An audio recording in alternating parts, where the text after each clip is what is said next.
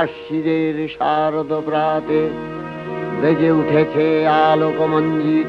নমস্কার, 7 নিউজ নেটওয়ার্কে আপনাদের সকলকে স্বাগত জানাই, সেই সঙ্গে জানাই সকলকে শারদীয়ার শুভেচ্ছা। আর রবি ঠাকুরের সহজ পাঠের হাত ধরে তাদের পুজো মণ্ডপ সাজিয়েছে পূর্ব পানিহাটি সর্বজনীন দুর্গোৎসব ৭৭তম বর্ষ। ছোট্ট দুর্গার সহজ পাঠ এবার তাদের পুজোর থিম। চলুন দেখি ছোট্ট দুর্গার সহজ পাঠে তারা মণ্ডপ সজ্জায় কি কি রেখেছে। এই মুহূর্তে আপনারা দেখতে পাচ্ছেন সেই মণ্ডপ সজ্জা। সহজ পাঠে আমরা ছোটবেলায় যেমনটা পড়েছি ক খ গ ঘ গান গেয়ে জেলে ডিঙি চলে বেদ, ঠিক তেমন মানে স্বরবর্ণ ব্যঞ্জন বর্ণ সমস্ত বর্ণ দিয়ে সহজ পাঠে রবি ঠাকুর যা লিখে গিয়েছেন সেই ছবি এবং সেই ছড়াগুলি তুলে ধরেছেন তাদের পুজো মণ্ডপে। আপনারা দেখতে পাচ্ছেন সেই ছবি, অর্থাৎ বাংলা সাহিত্য ও শারদোৎসবের পুজো মণ্ডপের দিন। একেবারে সোদপুর বিডি রোডের ধারে গত ৭৬ বছর ধরে হয়ে আসছে এই পুজো।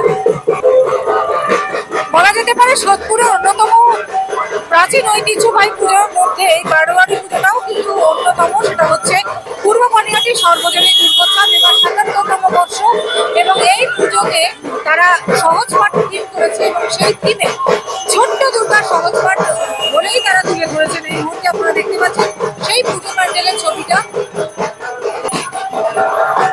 সহজ পাঠের মলাটটা যেমন আমরা ছোট্টবেলায় সকলেই দেখে অভ্যস্ত, সেই মলাটের যে ছবিটা সেটা দিয়েই তাদের পুজোর মূল মণ্ডপটা সাজিয়ে তুলেছেন। এবং ধীরে ধীরে আমরা ভিতরে প্রবেশ করছি। রবি ঠাকুরকে শ্রদ্ধা জানানো হয়েছে। মূল মণ্ডপের ভেতরে ঢুকেই রবি ঠাকুরের মূর্তি।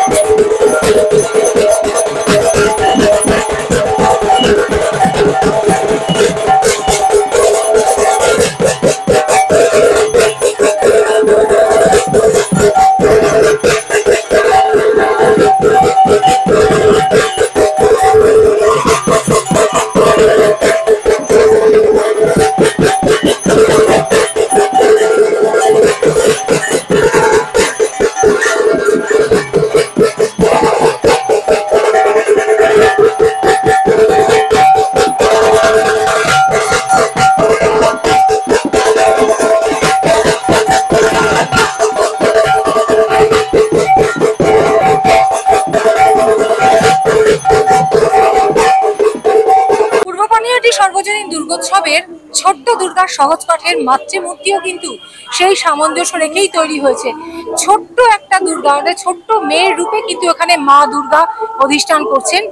একেবারে ছোট্ট মাতৃ মাতৃমূর্তি, মানে ছোট্ট শিশুকে যদি মা দুর্গা রূপে দেখা হয় ঠিক যেমনটা লাগে, এখানে কিন্তু মা দুর্গার রূপ তেমন ভাবেই ফুটিয়ে তোলা হয়েছে।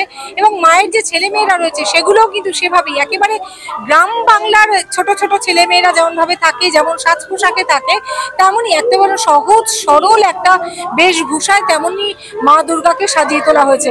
অর্থাৎ আপনারা দেখলেন যে আমাদের বাংলার দুর্গাপুজো যেমন সর্বজনীন থেকে বিশ্বজনীনে পরিণত হয়েছে, সেই বাংলা ভাষার একদম অক্ষর গুলোকে তুলে ধরে বাংলা সাহিত্যের যে অক্ষর জ্ঞান যিনি শিখিয়েছিলেন আমাদের রবি ঠাকুর, তার সেই সাহিত্য সৃষ্টিকেই তাদের পুজো মণ্ডপের থিম তৈরি করেছে পূর্ব পানিহাটি সর্বজনীন দুর্গোৎসব। এবং বলা বাহুল্য পানিহাটির দুর্গোৎসবের অন্যতম প্রাচীন এটা, কারণ ৭৭তম বর্ষে এবার তারা পদার্পণ করেছে।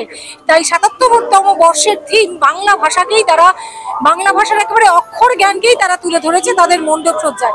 আর তাদের পুরো মণ্ডপটা যেমন আমরা ঘুরিয়ে দেখালাম, চারিদিকে স্বরবর্ণ, ব্যঞ্জন বর্ণ, অ আ ক খ, এবং আমরা সহজ পাঠে যেমনটা পড়েছি, যেমন ছড়া পড়েছি, পুরো মণ্ডপ জুড়ে সেইগুলো তুলে ধরা হয়েছে। অর্থাৎ এখনকার যেমন ছেলেমেয়েরা ইংরেজি শিক্ষায় শিক্ষিত হচ্ছে, ইংরেজি স্কুলে পড়ছে, তাদের কাছে বাংলা ভাষার যে শেখার অত্যন্ত প্রয়োজনীয় সেই বার্তা দিতেও কিন্তু এই মণ্ডপ সাজিয়ে তোলা। অর্থাৎ অসাধারণ, বিটি রোডের ধারে এই অসাধারণ মণ্ডপ সজ্জা কিন্তু নজর কাটছে সকলের।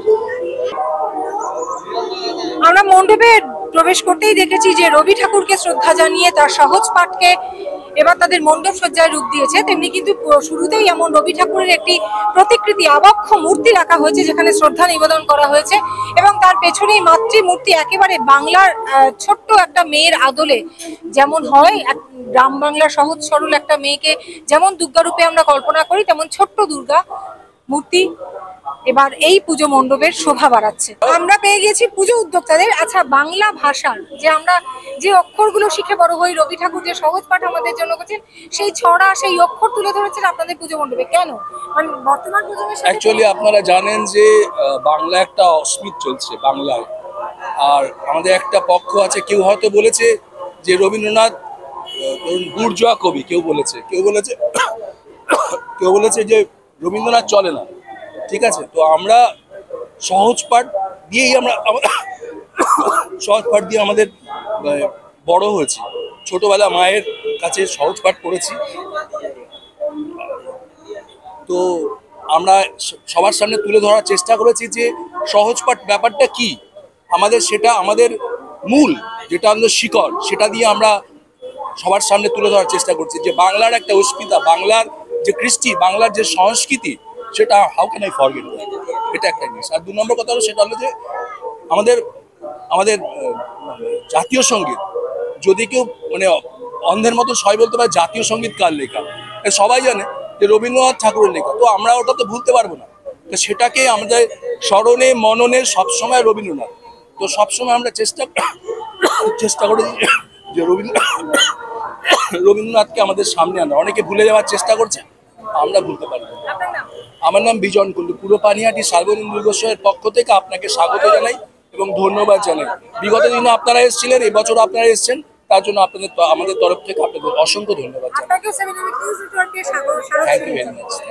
আপনারা দেখলেন যে একেবারে বাংলার দুর্গাপুজো যেমন বিশ্বজনীনে পরিণত হচ্ছে, সেই বাংলার অক্ষর দিয়েই যে রবি ঠাকুর আমাদের বাংলার অক্ষর যিনি আমাদের শিক্ষিত করে তুলতে চেষ্টা করছেন, সেই বাংলার অক্ষর দিয়েই কিন্তু এবার ৭৭তম বর্ষে তাদের শারদোৎসবের পুজো মণ্ডপ সাজিয়ে তুলেছেন। সেই সঙ্গে সামঞ্জস্য রেখে মাতৃমূর্তি যেন ছোট্ট দুর্গা রূপে তাদের মণ্ডপে অধিষ্ঠান করছেন। অসাধারণ পুজো মণ্ডপ।